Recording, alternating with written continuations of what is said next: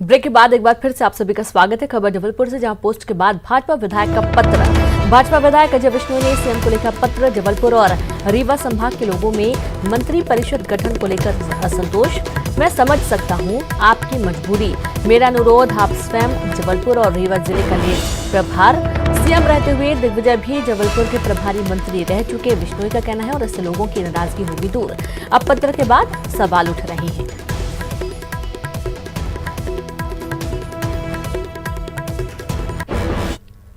तो भोपाल में उपचुनाव के लिए बीजेपी की वर्चुअल रैली, ग्वालियर विधानसभा की वर्चुअल रैली आज होगी। प्रदेश अध्यक्ष बीडी शर्मा करेंगे रैली और रैली को संबोधित। तो वहीं दोपहर 12 बजे वर्चुअल रैली को करेंगे संबोधित। मंत्री प्रद्युमन सिंह तोमर भी भोपाल से वर्चुअल रैली को संबोधित करेंगे।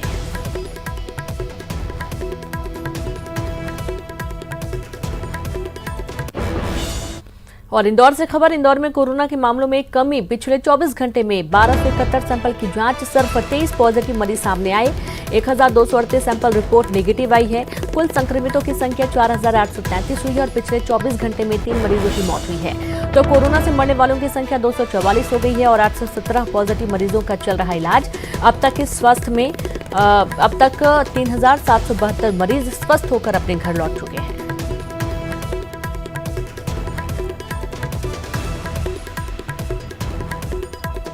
तो 1238 सैंपल रिपोर्ट नेगेटिव आई है। कुल संक्रमितों की संख्या यहां पर 4833 हो गई है और आपको ये भी बता दें कि बड़ी संख्या में जो मरीज हैं वो ठीक होकर अपने घर भी जा चुके हैं।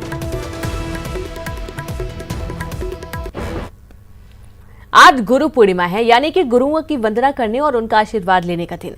आज के दिन शिष्य अपने गुरु की पूजा अर्चना करते हैं और आभार व्यक्त करते हैं। कहा जाता है कि पहली बार इसी दिन आदि योगी भगवान शिव ने सप्त ऋषियों को योग का ज्ञान देकर स्वयं को आदि गुरु के रूप में स्थापित किया था।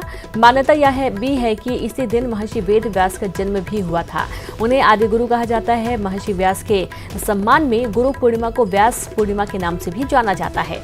बहरहाल इस बार कोरोना के चलते लोग आश्रमों और मठों में मास्क लगाकर ही जा सकेंगे और इसके अलावा डिजिटल तरीके से गुरु की वंदना कर सकते हैं।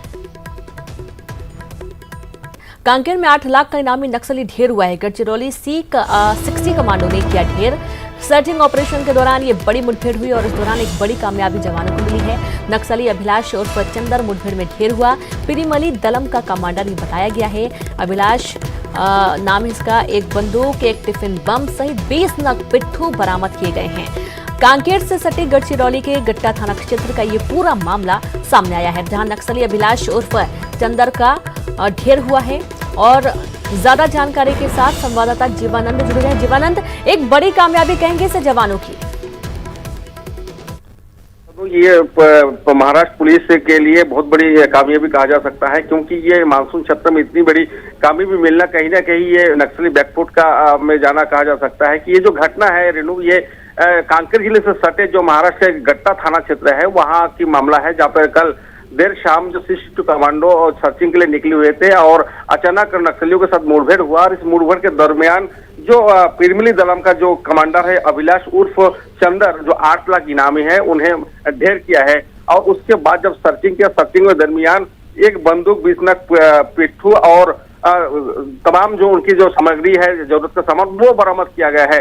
तो निश्चित रूप से रेणु ये कहा जा सकता है कि ये जो मानसून चल रहा है और मानसून में जो नक्सली हमेशा पुलिस पर दबाव बनाने की कोशिश करते हैं, लेकिन ये जो मामला है और ये घटना में निश्चित रूप से ये जो नक्सली है ये बैकफुट में नजर आ रहे हैं। जी रेणु। जी बिल्कुल बिल्कुल जीवानंद, बहुत बहुत शुक्रिया। तो नक्सली बैकफुट पर नजर आ रहे हैं, बिल्कुल सही कहा जीवानंद ने, क्योंकि जिस तरीके से बार बार हमले हो रहे हैं और इनकी संख्या कम हो रही है, कई लोग खुद ही सरेंडर कर दे रहे हैं, कहीं ना कहीं इनके हौसले पस्त हो रहे हैं।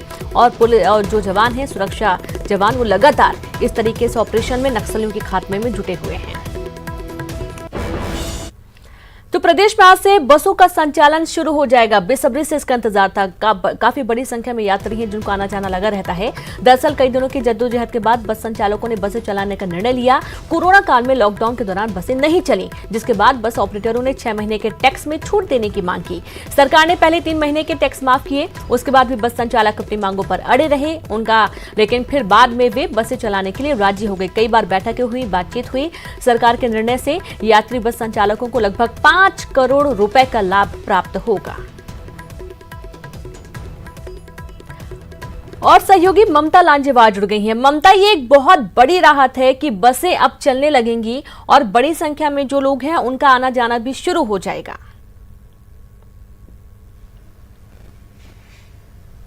बिल्कुल, देखिए 21 मार्च से बसों के पहिए थम गए थे और उसके बाद से जो है बसें नहीं चल रही थी और लगातार उसके बाद जब सरकार ने आदेश दिया उसके बाद भी जो बस संचालक हैं वो बस चलाने को राजी नहीं थी, क्योंकि उनका कहना था कि 6 महीने की टैक्स माफी की जाए और आखिरकार सरकार ने 3 महीने की टैक्स माफी की थी और उसके बाद कुछ और शर्तें जो है वो उन्होंने मांगी और उसके बाद हालांकि बाद में बस संचालक अब मान गए हैं और उसके बाद अब आज से बसें शुरू होंगी। सबसे बड़ी बात यह है कि एक जिले से दूसरे जिले तक ये बसें जाएंगी और बड़ी राहत इसे माना जा सकता है, क्योंकि आम लोगों के पास कोई सुविधा नहीं थी। अगर आपको दूर जाना है तो ऐसे में लगातार लोग भी इस बात को लेकर मांग कर रहे थे। ये जरूर है कि आज से जब बसें शुरू होंगी तो उन बसों में तमाम वो नियम कायदे मानने पड़ेंगे जो कोविड-19 के संक्रमण को रोकने के लिए बनाए गए हैं।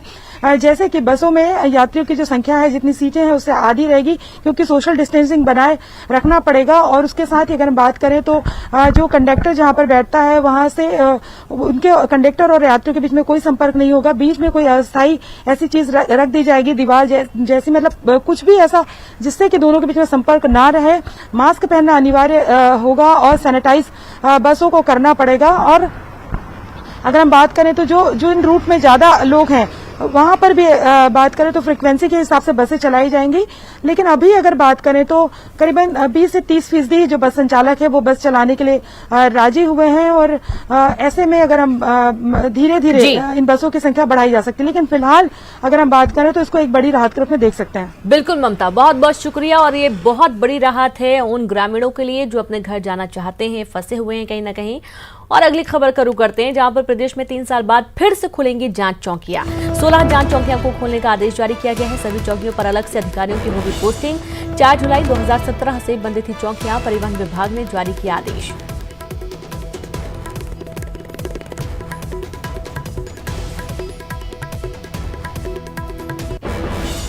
तो छत्तीसगढ़ सरकार ने देर रात प्रशासनिक अधिकारियों के तबादले किए, जिसके तहत देवेंद्र प्रधान को सीएम का ओएसडी बनाया गया। तो वहीं जोगेंद्र नायक को महासमुंद का अपर कलेक्टर और राकेश कुमार गोलछा को डिप्टी कलेक्टर बनाया गया।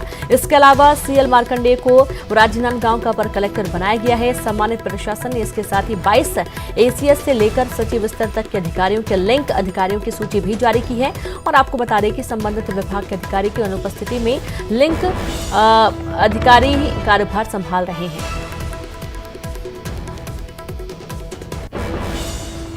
तो छत्तीसगढ़ में कोरोना का कहर लगातार जारी है। 24 घंटे में मिले 96 नए कोरोना पॉजिटिव मामले। पिछले 24 घंटे में 112 मरीज डिस्चार्ज हुए हैं। राज्य में एक्टिव मरीजों की संख्या 621 हो गई है और कुल पीड़ितों की संख्या बढ़कर 3161 हुई है। और अब तक 2526 लोगों ने कोरोना को मात देकर अपने घर भी गए और अब तक 14 लोगों की कोरोना से मौत की खबर है।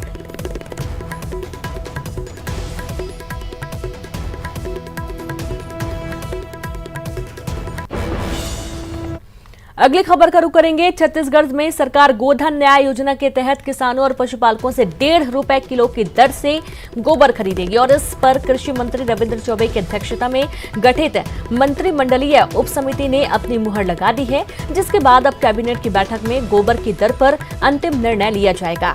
मंत्रिमंडलीय उप समिति की बैठक बीज भवन में हुई और बैठक में वन मंत्री मोहम्मद अकबर, सहकारिता मंत्री डॉक्टर प्रेमसाय सिंह टेकाम, नगरीय प्रशासन मंत्री डॉक्टर शिव कुमार डहरिया शामिल हुए। राज्य में गोधन न्याय योजना की शुरुआत हरेली त्योहार से होने जा रही है।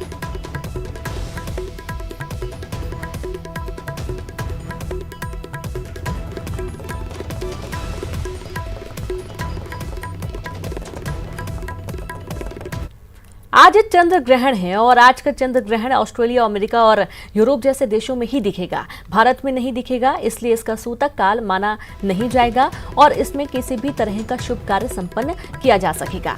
चंद्र ग्रहण सुबह 8:38 पर शुरू होगा और 11:21 तक चलेगा। ये उपछाया चंद्र ग्रहण है, जिसमें चांद पर पृथ्वी की हल्की सी धूल जैसी छाया पड़ती है।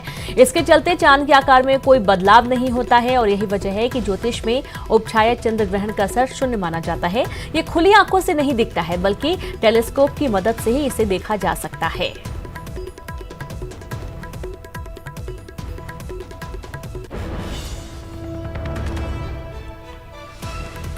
तो चंद्र ग्रहण आज है और यह ग्रहण एक उपछाया चंद्र ग्रहण होगा। उपछाया चंद्र ग्रहण का असर ना के बराबर होता है।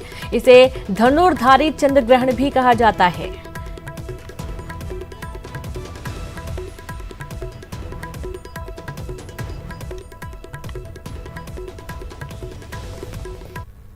आज गुरु पूर्णिमा है, यानी कि गुरुओं की वंदना करने और उनका आशीर्वाद लेने का दिन। और आज के दिन शिष्य अपने गुरु की पूजा अर्चना करते हैं और आभार व्यक्त करते हैं। कहा जाता है कि पहली बार इसी दिन आदि योगी भगवान शिव ने सप्त ऋषियों को योग का ज्ञान देकर स्वयं को आदि गुरु के रूप में स्थापित किया था। मान्यता यह भी है कि इसी दिन महर्षि वेद व्यास का जन्म हुआ था और उन्हें आदि गुरु कहा जाता है। महर्षि व्यास के सम्मान में गुरु पूर्णिमा को व्यास पूर्णिमा के नाम से भी जाना जाता है। बहरहाल इस बार कोरोना के चलते लोग आश्रमों और मठों में मास्क लगाकर ही जा सकेंगे और इसके अलावा डिजिटल तरीके से गुरु की वंदना कर सकेंगे।